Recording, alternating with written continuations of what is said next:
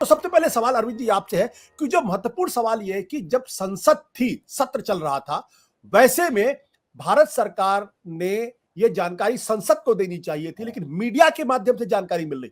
तो 2 दिन तक इस पूरे मसले को छिपाने की कोशिश क्यों की गई? इसके पीछे का क्या कारण है?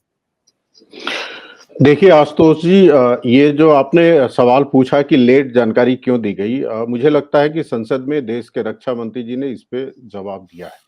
उन्होंने कहा बीच में छुट्टी थी, और आपको पता है ऐसे विषयों पे कभी सरकार जल्दबाजी नहीं करती है। सोच समझकर, फीडबैक लेकर, संसद में क्या कहना है ये तय करके फिर सरकार बयान देती है, क्योंकि जो पार्लियामेंट का बयान होता है उसका बहुत दूरगामी प्रभाव पड़ता है, देश की राजनीति पे भी पड़ता है, इंटरनेशनली भी पड़ता है। तो ऐसा नहीं है कि भारत सरकार ने बहुत लेट जवाब दिया हो, बहुत टाइम से दिया है।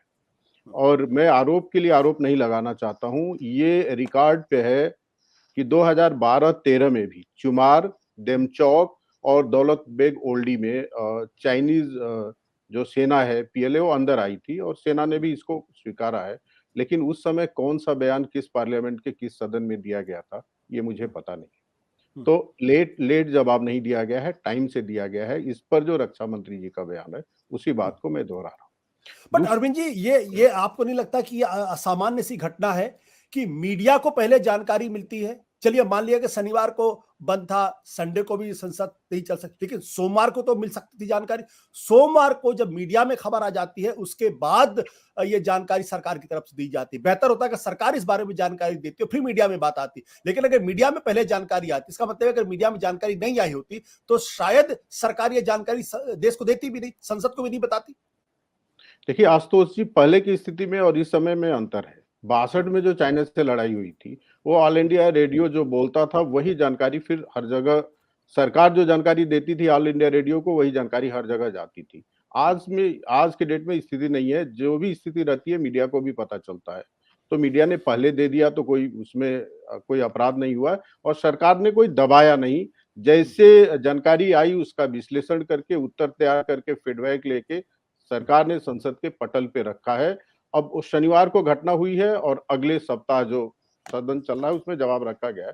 तो मुझे नहीं लगता है कि इतना बड़ा ये डिबेट का विषय है। मैं दूसरी चीज कह रहा हूँ आपको जी, आपकी अनुमति है तो मैं हाँ बोलूं। बिल्कुल, प्लीज प्लीज आप देखिए, बोलिए। जो चाइना और भारत का विवाद है ये दलगत विवाद नहीं है, ये दो देशों के बीच का संघर्ष है। तो दो देशों के बीच का जो विवाद है उसको उसी रूप में देखा जाना चाहिए, सोचा जाना चाहिए, और उसी रूप में व्याख्या होनी चाहिए उसकी। और इसकी जब हम व्याख्या करते हैं, इस पर बोलते हैं, तो दलगत भावना से उठकर ही हमें इस पर बोलना चाहिए। अब देखिए चाइना की नीति क्या है। चाइना की नीति कोई आज से नहीं, डे वन से, और जैसे आपके दो एक्सपर्ट थे उन्होंने भी कहा विस्तारवादी नीति है। तो जब से हमें स्वतंत्रता मिली है 1950 के दशक से ही चाइना हमेशा हमारे सीमा के अंदर आने की कोशिश करता है, और उसी नीति के नाते 1962 हुआ, 1967 की लड़ाई हुई, उसी के नाते डोकलाम हुआ, उसी के नाते ये जो संघर्ष हुआ है, ये संघर्ष हुआ है। तो उसके विस्तारवादी नीति के नाते ही संघर्ष हुआ है। तो अब लेकिन पहले की स्थिति में और अब की स्थिति में थोड़ा परिवर्तन आया है।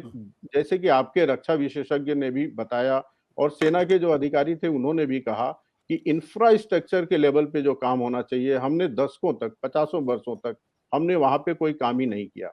चाइना बॉर्डर तक रोड्स नहीं थे, वहां तक पुल नहीं थे, वहां पे सैनिकों के रहने के लिए कोई व्यवस्था ढंग की नहीं थी। तो इंफ्रास्ट्रक्चर जितनी मजबूत होनी चाहिए थी उतनी नहीं हो पाई हमारी, और हमारे तुलना में चाइना ने अपना इंफ्रास्ट्रक्चर ज्यादा मजबूत किया।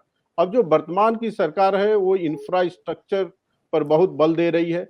चाइना के नाक के नीचे तक, एलएसी तक हमारे रोड्स पहुंच रहे हैं, वहां पे बंकर्स बन रहे हैं, वहां पे टनल्स बन रहे हैं। तो ये जो भारी मात्रा में काम हो रहा है इससे चाइना बौखलाया हुआ है, और चाइना को ये कतई पसंद नहीं है कि भारत इस तरह की क्षमता सीमा तक दिखाए और अपनी सेना को वहां तक पहुंचाए। वो बिल्कुल नहीं चाहता है। इसलिए बीच बीच में वो बंदर घुड़की देता है, संघर्ष करने की कोशिश करता है।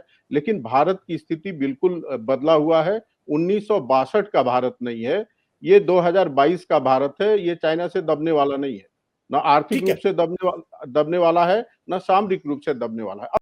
सत्य हिंदी का ऐप डाउनलोड करें गूगल प्ले स्टोर पर।